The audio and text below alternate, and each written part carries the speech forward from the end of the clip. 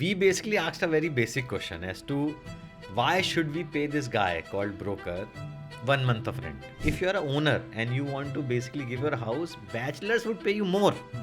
So bias towards religion, caste, veg, non-veg, bachelors, I think all of these need to now go in this era. Typically the rental yields are 2 to 4% while the home loan is 8%. So it makes sense to, so unless the appreciation is like 5 to 7% per year on a long-term basis, it does not make sense to rent. This big question that's out there is that how do you make your money, right? Because if you don't charge brokerage, are you selling user data? Hey there and welcome to Paisa Vaisa. I'm Anupam Gupta. Want to get smart with your money? We bring in top experts to show you where to invest, what financial trends to follow, and how to build lasting wealth. Ready to get smarter with your money? Hit that subscribe button for Paisa Vaisa and check out our episodes. Folks, welcome to Paisa Vaisa. I'm yours Anupam Gupta, and on today's episode, I've got a truly unique real estate prop tech startup summary that I wanted on my show for quite some time. NoBroker, Amit Agarwal, CEO and co-founder of NoBroker. Amit, welcome to Paisa Vaisa. Thank you so much for doing this for our audience. Thank you for having me. Let's start with what we were talking before the show. Amit, you guys have been around for quite some time. Started in Bombay. I remember like back in the day in 2013, and I stay in the western suburbs where there are only brokers and brokers and brokers and brokers. Suddenly there's no broker. Let's start with your journey here. I found it very unique, very interesting. Tell us about why you started this, when you started it, and how's the journey been so far? So we basically asked a very basic question as to why should we pay this guy called broker 1 month of rent or 2% of fees? So our question was very basic. And in India, the way in which things are, and as you know, because there is no certification, there is no examination. So all kind of fly-by-night operators, people who just want to make quick buck, they have also become brokers. So my own experience and my experiences of my co-founders was very bad when we dealt with brokers. We felt he's trying to push the inventory, which is not moving. The moment we like a house, he's saying, hey, this is other people are also interested, and you quickly decide and this property is going to go away. And we felt he's not getting us the best deal, and he's also hiding information. So the question was, why can't technology disrupt this? So we started with that question. Everybody around us was doing it with brokers. And we did it without broker. And once you put the name, there was no going back. So tech has been an integral part of this journey. And we'll get into all of that in a bit. You disrupted the middleman, but now we've got another set of problems, okay? Because, and I've seen this probably in Bangalore, Bombay mein to hota hi hai. Veg, non-veg chahiye. Deposit apparently in Bangalore has reached another zone only because the market is so hot. What's happening? Just help us understand this. Are landlords sitting in some zone where they feel they can extract any rent and every rent as possible? This veg non-veg show has been there for quite some time. I don't know what your experience is, but what's happening? So see, basically what happens is that many of the owners have strong religious belief or have strong practices wherein they practice being vegetarian. And they don't like this feeling in that in their house somebody will be a non-vegetarian. So I have been in such a situation wherein I'm a non-vegetarian and I rented a house where the owner was vegetarian and the broker conveniently forgot to tell me that he is not okay with non-veg. And later we would have to basically hide things and think about smell once we were cooking. So as a non-vegetarian, of course, it is very inconvenient. But the truth of the matter is that there are owners who feel very strongly about it. Is there a negative impact on the speed at which your house gets rented? Yes, there is. There is. And is there a possibility that you may get slightly lesser rent? Yes, there is. Okay. So what we actively try to do is we try to educate the owner that, hey, it's taking time. Why don't you open up your options? And many of the owners do it. So they say, okay, fine. You go ahead and you basically allow the non-veg also. So that happens. Security deposit is a different game. And we have seen both phases. So we have seen the COVID phases where the owners are okay with, Bangalore owners are okay with 2 months of deposit. It is standard, right? Which is supposed to be standard across the country. I think in Bombay it's 2 to 3 months depending on how, but 3 months से ज़्यादा नहीं होता है. But in Bangalore, the average is between 4 to 6 months.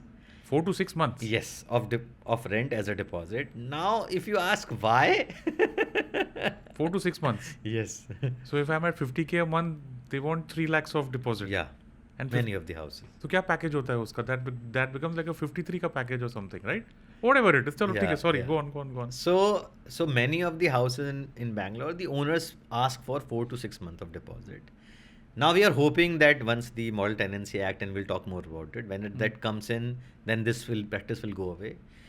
So right now it is more about demand and supply. In COVID, it was other way around. So there, the owners who are charging 6 months of rent as deposit were agreeing for 2 months. But now, because not much of construction has happened because of COVID, and in startup area especially, there are lesser apartments, more people joining the workforce. So it is back to that level. So Okay. that is the sad reality. So if I've got this set, this is a Bangalore problem. Yes. This is not a Delhi or a Bombay No. or any other city No. problem. Let's get into the Model Tenancy Act. You just mentioned it right now. Yeah. Tell us about it. So Model Tenancy Act is a very good act which balances between tenants' rights and the owner's right. Should I just tell more about it? Go for it, please. So what basically the act says is, and it has It's been proposed, it has been passed by the parliament. Now the problem is it's a state subject. That's what. So that's every just- state needs to. so it's like RERA. Yeah. Passed at the center, enacted at the state. Yes. So it's not happening in Karnataka, is It's it? not happening in Karnataka yet. Okay. Because the governments are different in the center and the state. And what the act is very good. Act says that you cannot charge more than 2 months of deposit. Huh. Everything has to be the way in which agreements are registered in Bombay, but it is not registered elsewhere in the country. The same thing has to be applied. So everywhere you should register so that there's a proper legal documentation, there's a proof, nobody can shortchange anyone, and a tenant cannot be evicted mid of the year. You need to give notice proper. You cannot escalate the rent whenever you want. It has to be in writing. There has to be enough notice. What you're saying is so taken for granted in Bombay. In my rent agreement, I can see that 6 months lock-in, 1 month notice, 5% escalation. ये तो मतलब बकायदा वो. Yeah, You're but- saying it doesn't happen in other. No, in other cities there are problems because in many Oh. of the cities this is more of oral or lack of proper documentation, and hence lack of resolution when there is a conflict. Wow. Okay, go So- on, please go on. So the act says that, and the act is not just in the favor of tenant. It also helps owners by saying that, hey, you will pay for these things, tenant will pay for these things, and if a tenant overstays or doesn't pay the rent, then these are the penalties. So if he overstays, then double the rent. If he overstays further, then 4 times the rent. Wow. So it is a very good act which balances both the rights. Okay. Yeah, but the thing is that it needs to be implemented, and it also comes up with the whole hierarchy saying there will be a rent authority, there will be a rent court, there will be a rent tribunal. So if there's any conflict, then you can go through that process. Very interesting. So at least we've established one thing that, landlords, if you're looking at this, then if you're doing a wedge only thing, तो rental yield पे फर्क पड़ने वाला है. हाँ जी, There is going to be some impact on that. My favorite question, bachelor tax. Okay. What is this? I mean, it seems that, this is also true in Bombay. If you're single, आपको घर नहीं मिलने वाला है. Doesn't matter whether you're a boy or a girl. I think it's probably worse if you're a girl. Platform like NoBroker, what are you guys doing here? Can there be a trust score or something? Because this is nothing but discrimination. Okay. One thing that I'm getting a lot, and I think that's true for India, is that landlords are attached to their house. Yeah. So non-veg है तो problem है, single है तो problem है. Okay. Maybe some of it is justified. You have single, people, then late nights and all that. Some people have a problem. ठीक है. Society has a problem. What are you guys doing in this? Yeah? So we have basically, our role here is to actively tell landlord that forget about the old biases and look at the new situation. I'm sure that the landlord's son or daughter is also living as a bachelor in some other city and is perhaps facing the same problem, but that person is not a person which is bad or should not be given a house. So I think traditionally or in the past there must have been incidents where there were noise complaints or there were some complaints by the society, and the owners felt it is safer to basically have non-bachelors. But right now the truth is that if you see the demographic profile, the percentage component of youngsters, unmarried percentage, is very high. And as luck would have it, if you are a owner and you want to basically give your house, bachelors would pay you more because the family, because bachelors can share it, they have a higher disposable income, so they are paying more. So my suggestion would be to give it a chance to the bachelors. You will earn also more, and it's good for the society also. Yeah.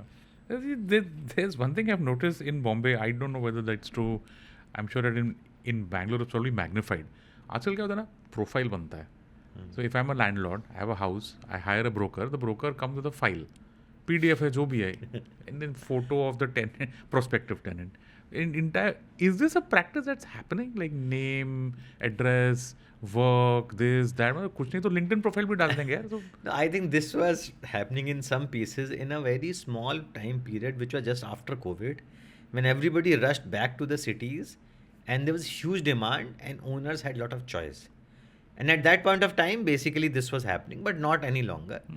But to be fair, I must also tell you that although many of these things seem to be things which these landlords are doing and they are perhaps being too demanding, but I have also seen that time when in COVID, the flats were empty. And the landlords, many of them who are retired, who are dependent on the rental income, have suffered hugely. wow. So in those 2 or 3 years, there was a huge loss to the owners also. Yeah. So perhaps in some extent, they also want to recoup those losses. Yeah. So Can there be, can PropTech have a rating system? See, in drivers and in hailing apps like Uber hai, Ola hai, jo bhi hai, there's a driver rating, there's a rider rating. Matlab, the driver can rate me and I can rate the driver. You think that something like this can work in? So I can't tell you how many people have asked me this, and almost everybody wishes there was a system where I could tell you that this tenant has a rating of 3 out of 5. The problem here is the non-repeat nature of this product. As a Uber driver, as a Ola driver, I basically use it every day or every few 10 days. times in a day, maybe. 10 times in a day, and you Yeah. can give the rating. Here it is once in a year, and how do you? And when the quantity of sample data is small, then biases creep in, and hence it may be unfair on either side. So there's a practical problem to it, but the theory or the concept that we should be able to know whether this is a Khadus owner or whether this is a Badmash tenant, you are right. Look, I have a counter to that also. There are sites that exist that rate companies when you're looking for a job. Yeah. I can argue that jobs are also not, people right. don't change their jobs. So वहाँ भी ऐसा हो सकता है तो यहाँ पे तो I'm assuming Reddit will have something somewhere. At least in a tech city like Bangalore, they'll have like a full list. Chalo, anyway.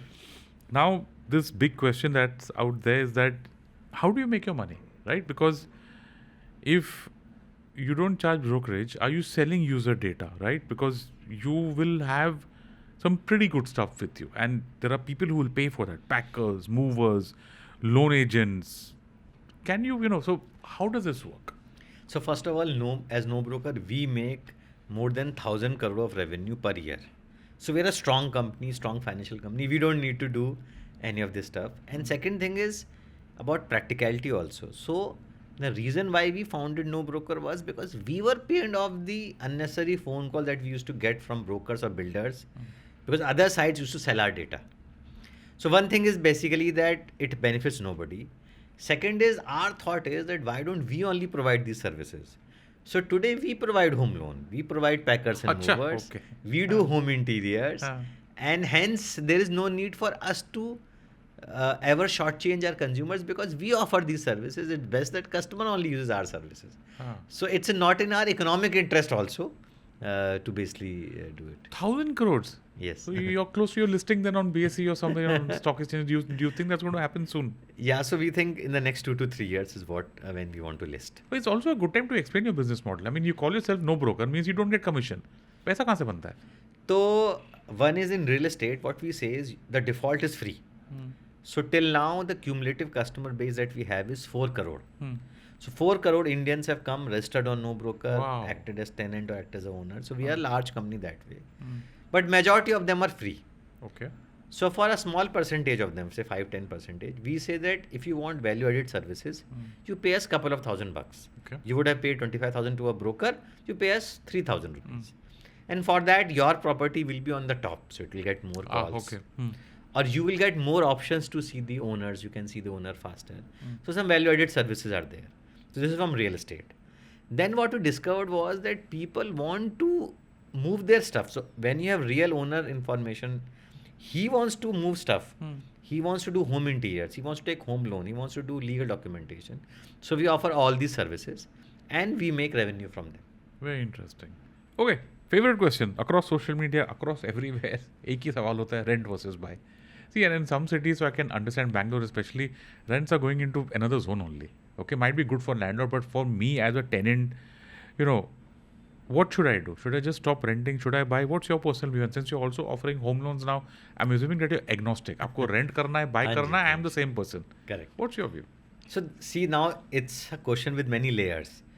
From a broad perspective, renting may make sense. Why? Because typically the rental yields are 2 to 4%, while the home loan is 8%.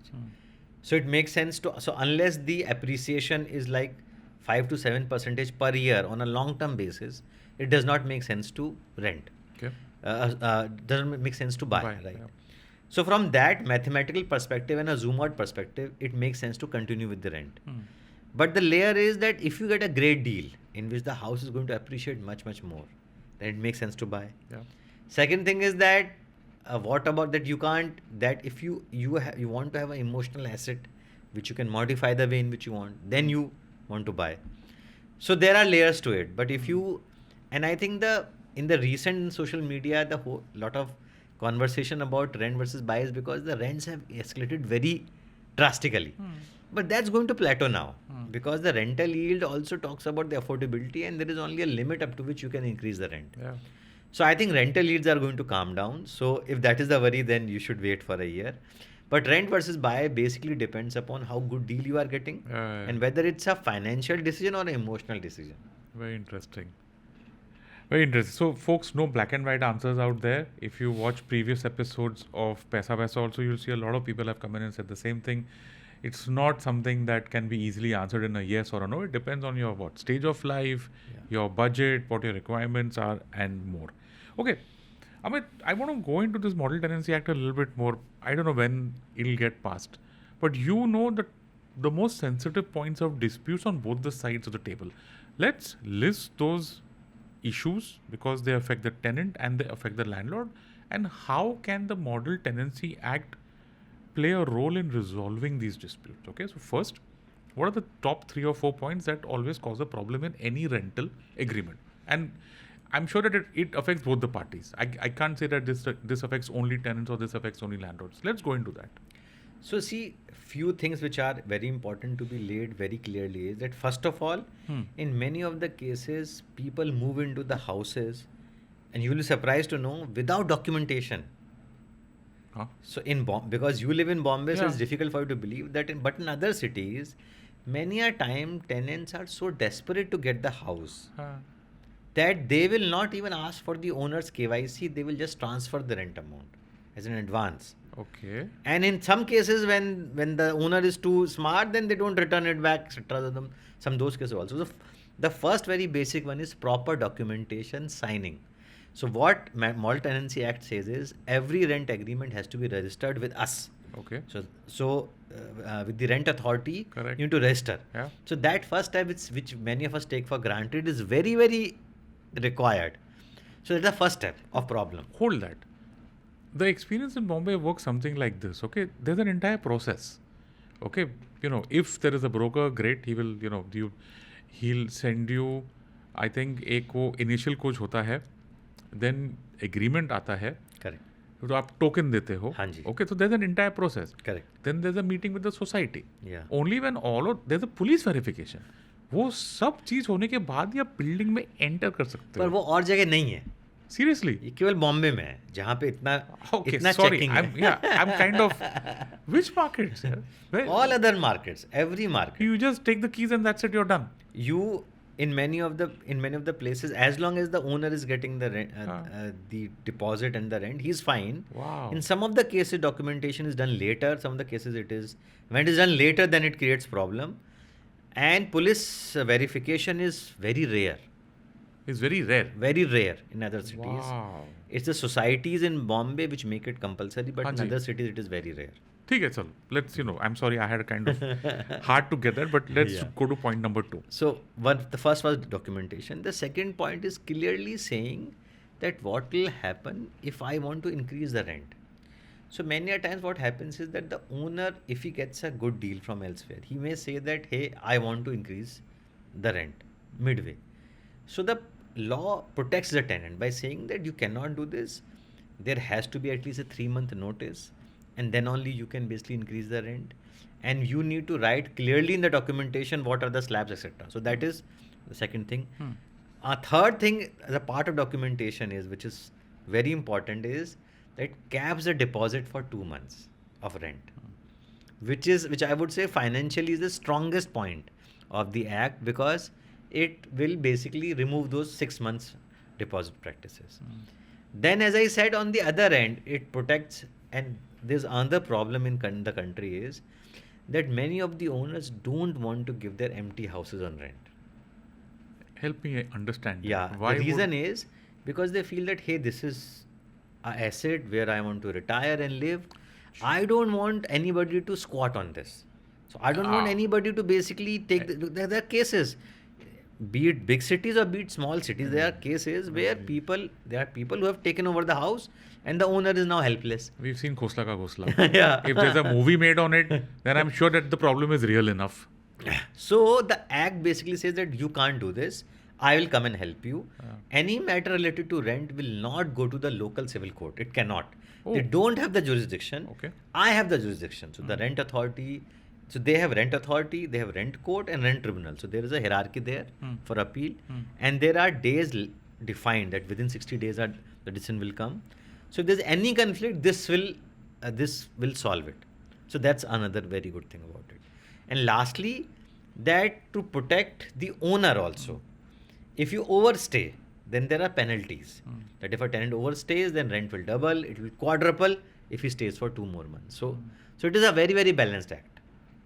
The only challenge is when and how this gets passed, right? Across each and every state. Because like RERA also, we saw the implementation happened, and I think it's been probably 10 odd years to RERA. I don't know when the Central Act was passed. I still think somewhere it is still builder thoda sa unke favor mein jata hai, but it's hard to say. Out of all the disputes, out of all the fights that you've seen, in just a very broad way, the agreements are tilted towards who, in your opinion? Towards the landlord, towards the tenant, or it's 50-50? Depends upon the property. If the property is in the high demand, then it is likely that it will be tilted in the favor of landlord. If the property is in the moderate demand, then it is balanced. And if nobody is coming, nobody is renting, then owner is very, very happy to tilt it in favor of tenant. So the answer depends upon attractiveness of the property. Very interesting. Very, very, very interesting. But tell me one thing. Before we go into a break, let's say you had the opportunity to change one law or one regulation or one thing that is coming in the middle of all this. Model Tenancy Act is fine. You can say that Model Tenancy Act is actually what I would recommend, and I'm good with that. But if you have an opportunity to change something in the housing sector, because I know that if you make a list of the nature of cases lying in the courts, housing would be in the top 5. Yeah. And if you can unlock that, I don't know how much you can achieve in this country. Correct. In your opinion, if you had the chance, what would you change? So I would see, when I look at from a zoom out perspective, in rental, the biggest problem is empty houses because owners are scared. That will get solved partially through the Model Tenancy Act. So that I'm comfortable. In the buy and sell, I think the biggest problem had been about builders not delivering on time, not delivering at all. That has been partially solved with RERA. So I think, that's a very good step in the positive direction.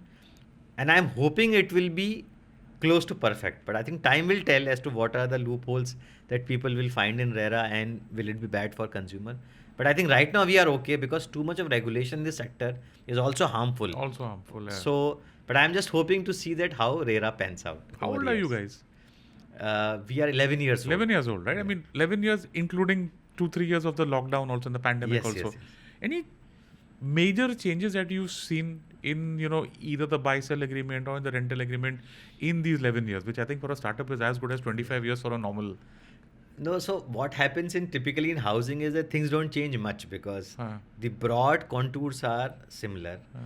I think what is basically happening now is that one change which we have seen from the buy sell perspective is that people are now, because of COVID, giving much more importance to the amenities and to the size of the house. Hmm. So earlier the thing was, hey, I'm always in office. How does the it matter? Let me live closer to the office, even if the house is smaller, even if the amenities are not there. Hmm. But I think post COVID, this is a change which is sort of irreversible. People have lived in house for many longer days and hours, and now the demand for houses with balconies, with amenities is much higher, and that's why perhaps it resulted into this luxury boom Hmm. which we saw in the past few years. So luxury boom is still continuing. Yeah. It's gone into some insane level. I'm personally not convinced about the amenities part. Okay, I had Vishal Bhargav a couple of weeks ago. He's saying that amenities is the item number. Everybody wants it, they like it, but Yeah. you know, Nobody uses it, but everybody wants it. yeah. But you're right. I Yeah. get what you're saying. You know, it's kind of a double-edged sword, na? Ki you want those, you see a project which has all of this, and then you get chipped out the maintenance bill, and you're like, "Bhai, ye kya hai?" But then, if you want those amenities, they're going to come at a cost. Folks, do not go anywhere. On the other side of this break, we're going to talk about investments and much more about which areas are looking good, which areas are not looking good, and much more on the other side of this break. We'll be right back. Did you know Indians report nearly 800 cases of online financial fraud every day, which has resulted in losses exceeding 1,000 crores in the last 5 years? To keep you safe from such fraud, I am starting my newest podcast series, Conversation with Vigilante, an initiative by HDFC Bank. In every episode, I will feature special guests who can share expert insights on the different types of fraud, their modus operandi, and how you can protect your money. Stay safe, stay vigilant, and don't forget to tune into Conversation with Vigilante. Catch the episodes on all audio streaming platforms and V for Vigilante YouTube channel. And welcome back. Okay, Amit, which micro market in India, in your opinion, gives the highest rental yield today? So see, right now there are some portions of Bangalore which have a very good rental yield, which is 4 to 6%. 4 to 6%. Yeah, so there are some areas Hi, shabash. which Not are giving bad. really, really good ones. Here, I think Bombay में 2-3% भी Yes, मतलब yes. भीख मांग भी नहीं मिलता है. ठीक है, go on, sorry.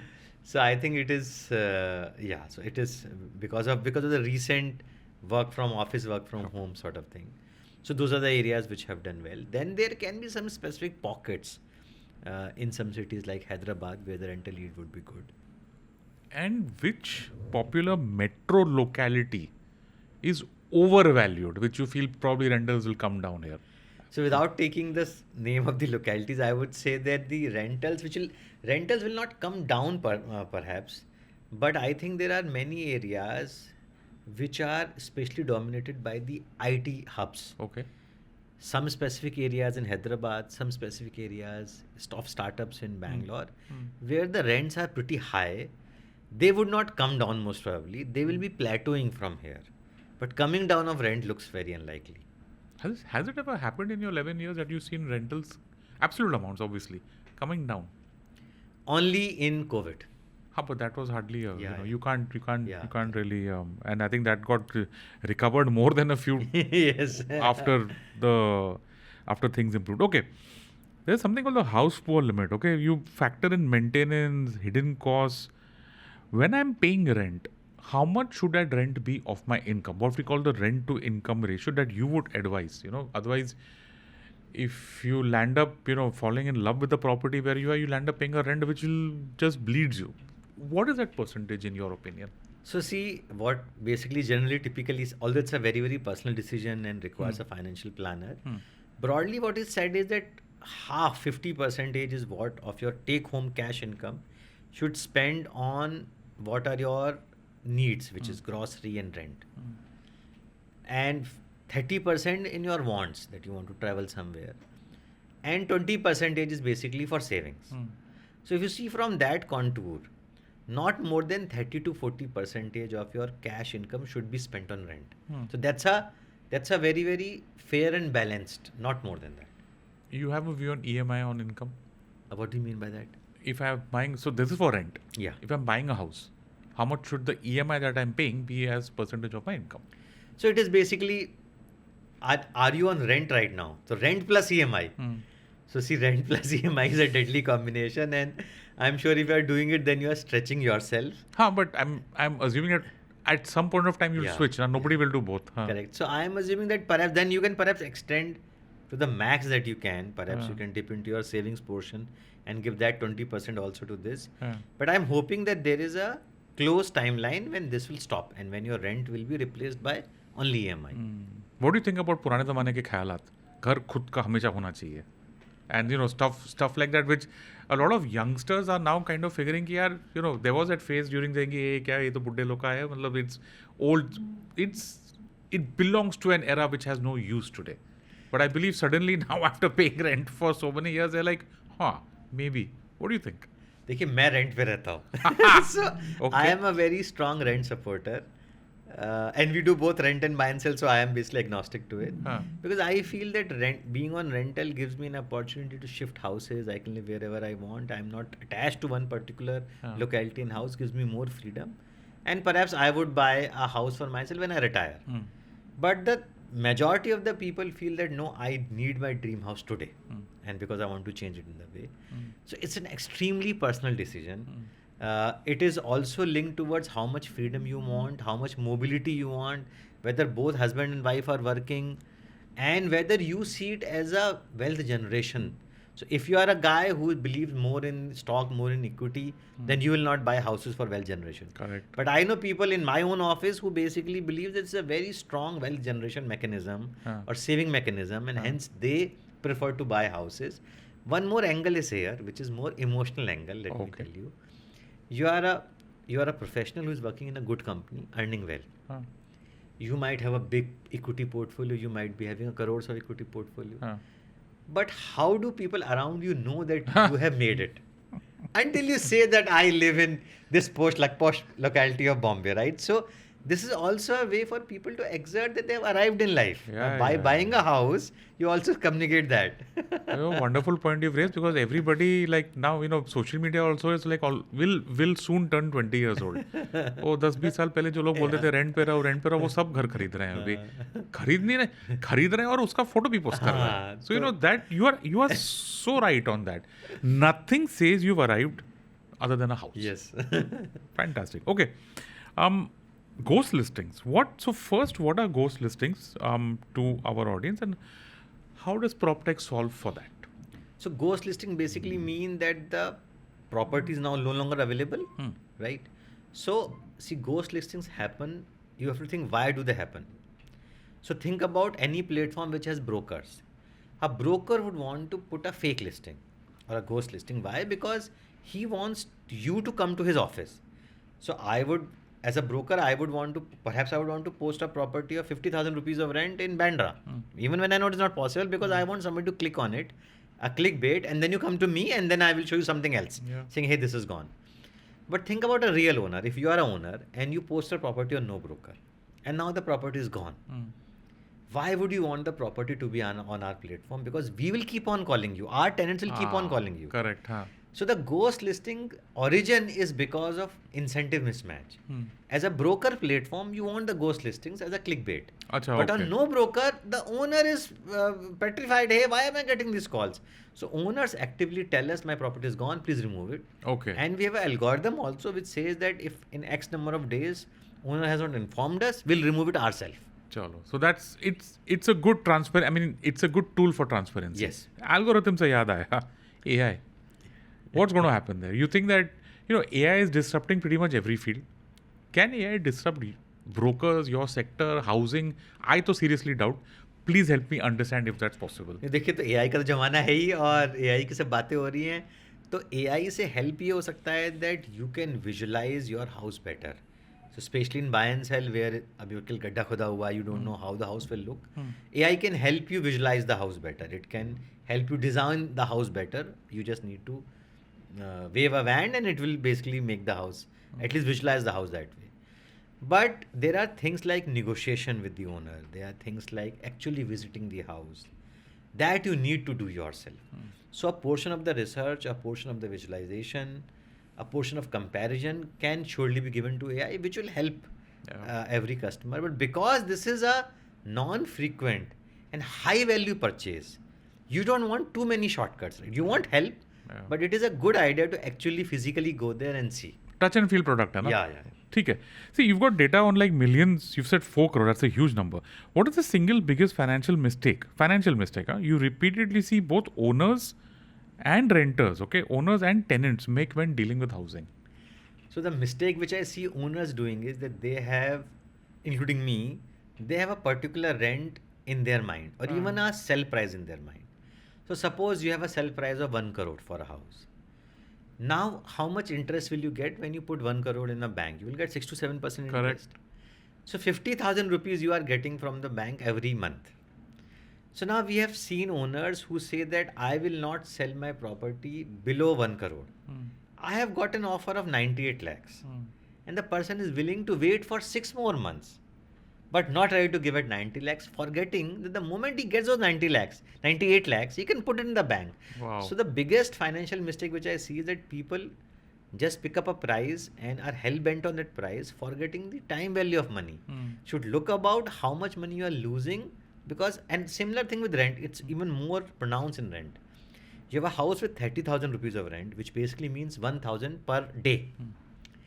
Now, if you say, okay, my house will remain vacant for 20 days because I want 30,000, not 28.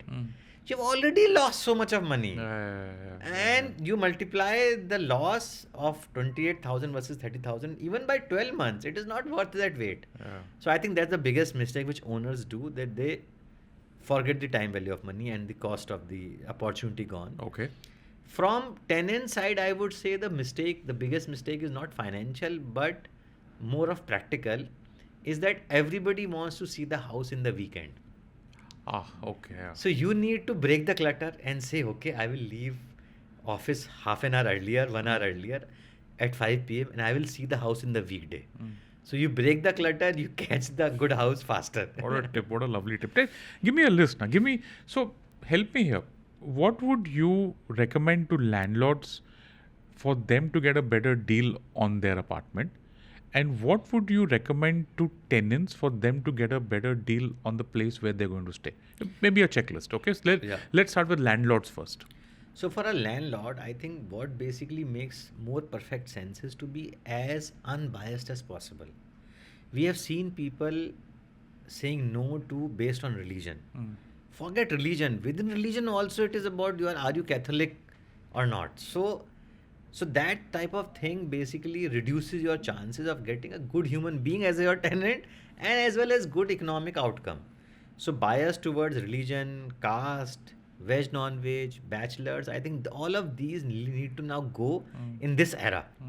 So I think from owner side, this is the biggest mistake. Okay.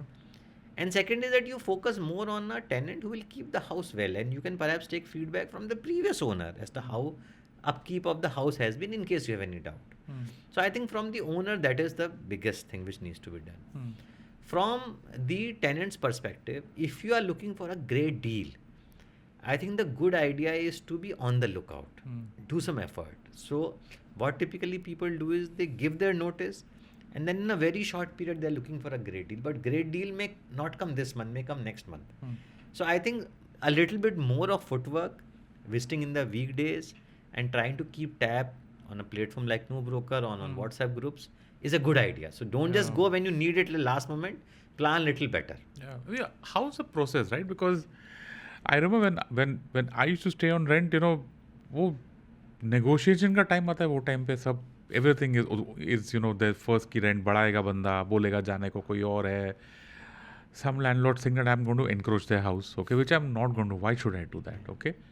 What's a smooth process according to you which addresses this thing about, कि आपने notice period they they, you're searching for a new house, you're doing everything in a hurry. Ideally, what should that process be when you're shifting homes? So I would say that not treating owner as someone who is unfriendly or unwanted is the first step. So even your current owner, so you go ahead and you please invite him as many times as you can. Don't worry. If he sees that you are you are keeping the house in good condition. Then we have seen, for example, especially with NRIs, Yeah. even if you tell them that you increase the rent, your house is on lower rent, they don't want to increase. They are saying, Wow. if the rent is lower compared to the vicinity, I am okay. But I like this tenant, he's taking care of my house, I don't want to change. Wow. So I am saying the first step is that you keep your owner in good spirits and you communicate to him how well you are. Yeah. So I think that is the most important step which is missing. Yeah. I just feel that a good tenant is a great asset for a landlord, and a Yeah. good landlord is obviously a very good thing for the tenant. Correct. And I'm telling you, we talk to so many NRIs, Uh, they simply refuse to increase the rent because they fear Tenant that this chala jayega. tenant will go and we don't know how the new tenant would be. So think from other guy's perspective also. The owners value a lot about how good you keep their houses. Yeah, because if you change tenants, there's a financial cost. Yeah. First आएगा कि पूरे घर का painting कराओ, Yes. broker को पैसा दो, or who wants that? Correct. If you just take an Excel sheet and you figure out those costs, you'll say that keeping the existing tenant who's Makes more, treating yeah. your house well, by the Yeah. way, that's important. Okay, I want to talk just this last bit. I want you to help our audience understand investment in real estate. Rent versus buy is all fine, but if someone who's watching this wants to actually invest in real estate as an asset of an overall allocation, there are very few options available. One is to buy a house, put it on rent. Now at least some options are improving. Fractional units have come in. Okay, you have REITs, Yeah. or you can just buy stocks of real estate developers in the stock market.